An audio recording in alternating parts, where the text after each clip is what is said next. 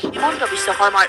এগৰাকী পৰীক্ষাৰ্থীয়ে তৃতীয় বা চতুৰ্থ বৰ্গৰ দুয়োটা পদতে পৰীক্ষাত অৱতীৰ্ণ হ'ব পাৰে যদিও তেওঁ যেতিয়া উত্তীৰ্ণ হ'ব তেতিয়া তেওঁ তৃতীয় বা চতুৰ্থ বৰ্গৰ যিকোনো এটা পদতহে হ'ব নিযুক্তি দুয়োটা পৰীক্ষাত উত্তীৰ্ণ হ'লেও বেছি স্কেলৰ দৰমহা পোৱা পদত নিযুক্তি পাব প্ৰাৰ্থীগৰাকীয়ে এতিয়া একাধিক পদত নাপায় কাৰণ এটা নিয়ম কৰা আছে যে যোনে চতুৰ্থ শ্ৰেণীত পায় তৃতীয় শ্ৰেণীত পায় তেওঁ চতুৰ্থ শ্ৰেণীত নাপাব যোনে ওপৰৰ স্কেলটোত পায় তেওঁ তলৰ পজিশ্যনটোত নাপাব গতিকে এইবাৰ যাতে তেনেকুৱা ধৰণৰ ডাবল কেণ্ডিডেট নহয় তাৰ বাবে এইবাৰ বহুতখিনি ব্যৱস্থা গ্ৰহণ কৰা হৈছে এইবাৰ কেণ্ডিডেট লাভ হয় নহ'লে 1-1.5 ল'ৰা ছোৱালীয়ে ডাবল পায় আনহাতে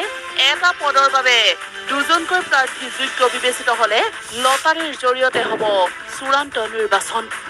ঘোষণা মুখ্যমন্ত্ৰী ডক্টৰ হিমন্ত বিশ্ব শৰ্মাৰ লাষ্টত কোনোবাই যদি ডাবল পায় আমি আৰু এটা চিন্তা কৰি আছো যে একেটা পোষ্টত দুটা হ'লে লটাৰী দি এটা কৰি দিম কম্পিউটাৰৰ জৰিয়তে তৃতীয় আৰু চতুৰ্থ বৰ্গৰ নিযুক্তিৰ লিখিত পৰীক্ষাৰ উত্তৰ বহি নিৰীক্ষণ কৰা হ'ব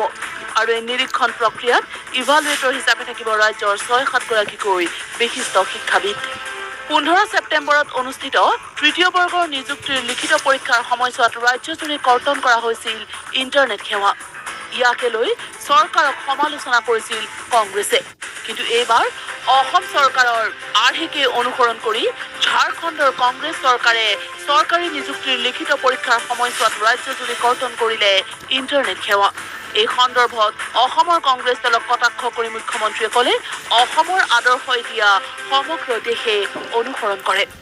আজি এতিয়া মোক ইমান দিনে কংগ্ৰেছে সমালোচনা কৰিছিল ইণ্টাৰনেট বন্ধ কিয় কৰিছে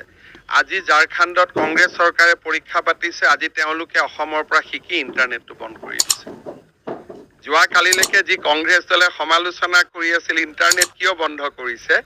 আজি ঝাৰখণ্ডত কংগ্ৰেছ চৰকাৰে অসমৰ পৰা শিকি পৰীক্ষা হৈ থকা সময়ছোৱাত ইণ্টাৰনেট বন্ধ কৰিছে তাৰমানে অসমে আজি দেশক ৰাস্তা দেখুৱাই আছে অনাগত লিখিত পৰীক্ষাসমূহতো তালাচীৰ প্ৰক্ৰিয়া একেই থাকিব অৱশ্যে মহিলা প্ৰাৰ্থীৰ অনুমতি সাপেক্ষেহে চলোৱা হ'ব তালাচী যদিহে কোনো মহিলা প্ৰাৰ্থীৰ অনুমতি নাথাকে তেনেহ'লে তেওঁক তালাচী নকৰাকৈ বেলেগকৈ পৰীক্ষাত বহিবলৈ দিয়া হ'ব মহিলা চেকিংও হ'ব মহিলা চেকিং নহ'লে মহিলাই যদি কাগজ লৈ আহে কেনেকে হ'ব গতিকে এয়াৰপৰ্টত যেনেকে চেকিং কৰে সুধি লয় পাৰ্মিশ্যন লৈ পেলাই চেক কৰিব চেক নকৰিলে পৰীক্ষা কেনেকে হ'ব এইটো যদি মহিলা বুলি মহিলাক চেক নকৰো কালি পৰহি ল'ৰাবিলাকে ক'ব যে ছোৱালীবিলাকে তোক ছোৱালীক চেক নকৰিলে ল'ৰাক কিয় চেক কৰিছে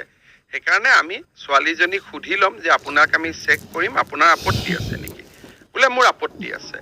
আপত্তি যদি আছে তেতিয়াহ'লে তেওঁক আমি বেলেগ ৰুমত বহি পৰীক্ষা দিব দিম আৰু তাত আমি ইনভেজিলেটৰ বেছি লগাম ৰাজ্য চৰকাৰৰ তৃতীয় আৰু চতুৰ্থ বৰ্গত স্বচ্ছ আৰু নিকা প্ৰক্ৰিয়াৰে কেৱল যোগ্য আৰু মেধাৱীজনক নিযুক্তি দিয়াৰ লক্ষ্যৰে মুখ্যমন্ত্ৰী হিমন্ত বিশ্ব শৰ্মাৰ নিৰ্দেশত